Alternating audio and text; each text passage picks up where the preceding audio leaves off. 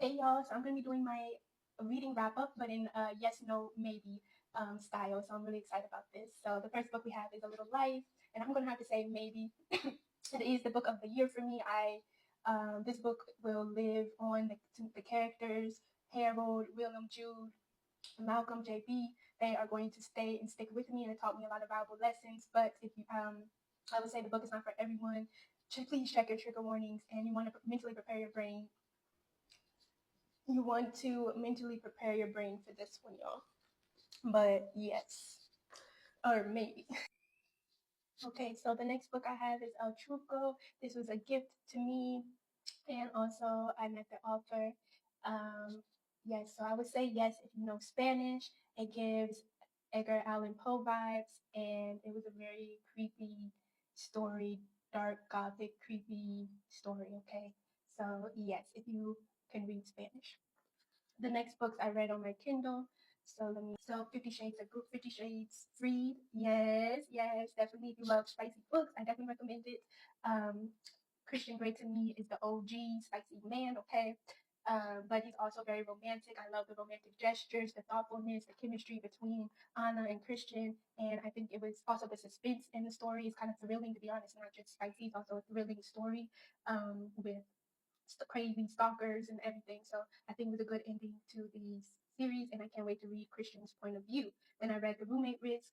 Um, this was my first book by Talia Hibbert, a Black author. I am not friends to lovers girly that much. I really like enemies to lovers more, but this book ate. Okay, even though it was friends to lovers, I ate up every single page.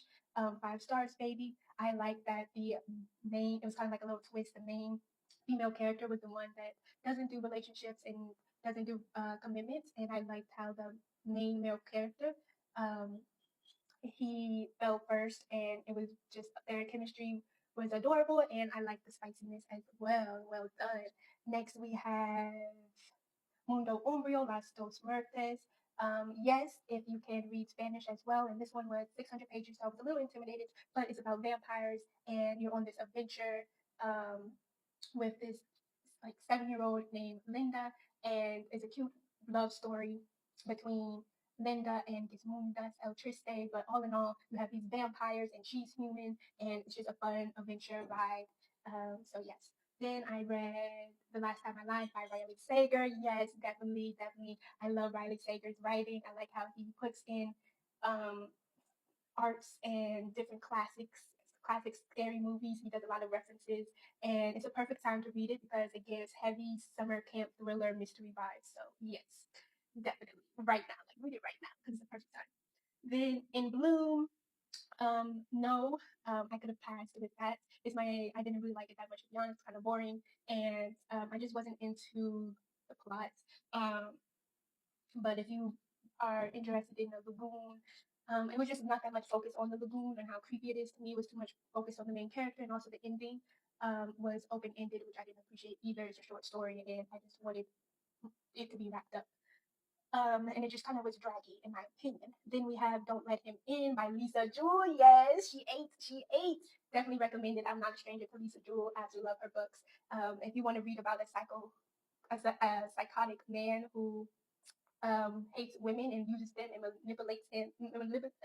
manipulates them to their advantage, to his advantage, then read it now, baby. Okay, it's very good. It gives like I don't know, just catfish vibes and just a man that likes to swindle, and you're gonna be on the edge of your seat because you're inside of this psycho dude's brain, and he had so many different personas.